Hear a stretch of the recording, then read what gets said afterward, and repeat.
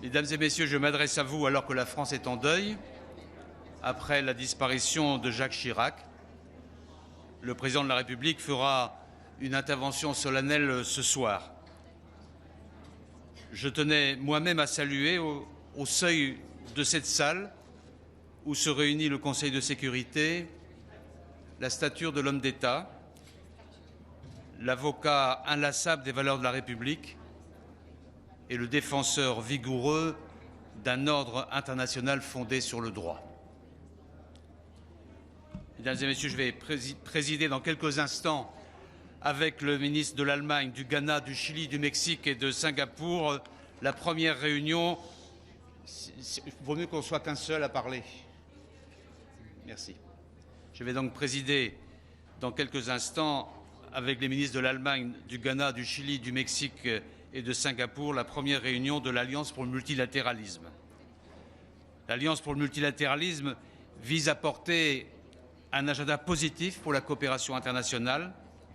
Elle fonctionne comme un incubateur, un agrégateur de bonne volonté, celle des États, mais aussi des acteurs de la société civile, mais aussi des entreprises. Cette initiative rencontre un réel succès puisque nous étions 4 au lancement de ce projet, à la fois le ministre des Affaires étrangères d'Allemagne, du Canada et du Japon, et nous allons nous réunir à près de 70 ministres et directeurs d'agences onusiennes tout à l'heure.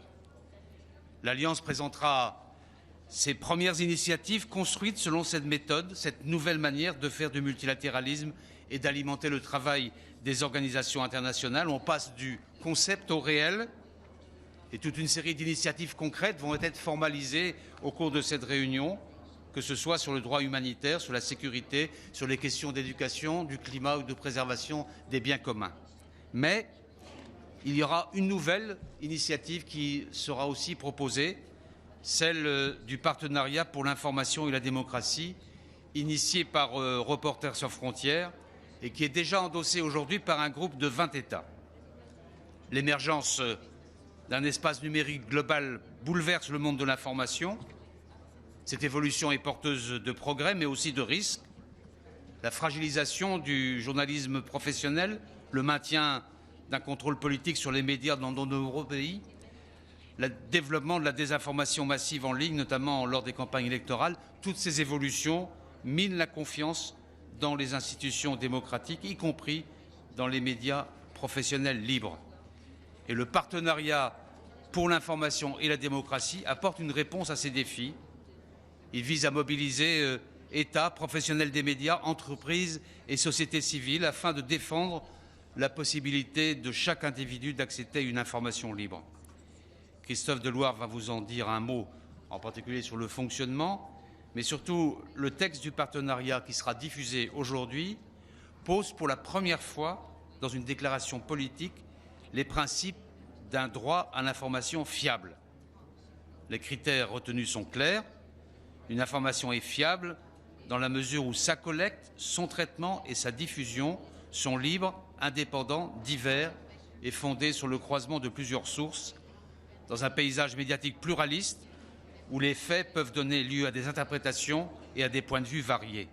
Cette définition est, à mon sens, un outil essentiel pour que nos sociétés développent des capacités de prévention, d'autorégulation et de résilience face aux manipulations de l'information. Voilà quel est l'enjeu de ce partenariat pour l'information et la démocratie, déjà endossé par une vingtaine d'États. Et je donne la parole à Christian Deloire pour commenter davantage. Merci beaucoup. Monsieur le ministre, Mesdames et Messieurs, on est dans un moment extrêmement important de l'histoire des démocraties. Et ce qui va se passer aujourd'hui, cette signature du partenariat sur l'information et la démocratie, c'est un moment historique. C'est la première fois, depuis l'émergence de l'espace numérique, de l'information, de la communication, que des États énoncent des principes démocratiques et demandent aux plateformes de les appliquer. Le chaos informationnel, la jungle informationnelle dans laquelle nous vivons, par définition, favorise les prédateurs. Si ce ne sont pas les démocraties qui fixent les règles, alors ce sera, et c'est déjà, les régimes despotiques et les intérêts privés qui s'en chargent.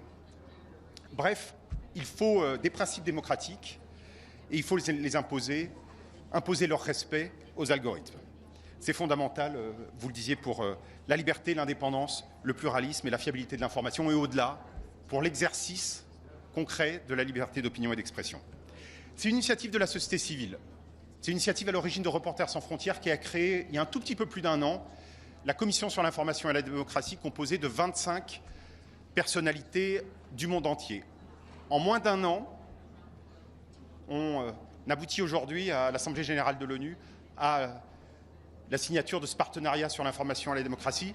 Les choses sont allées très vite, mais c'est aussi le signe et la conséquence de l'urgence.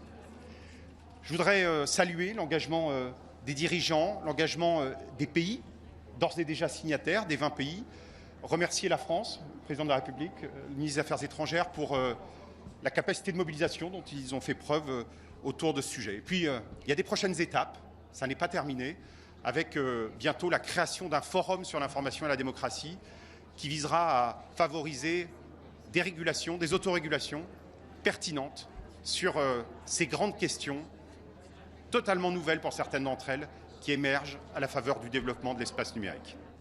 Merci. Merci.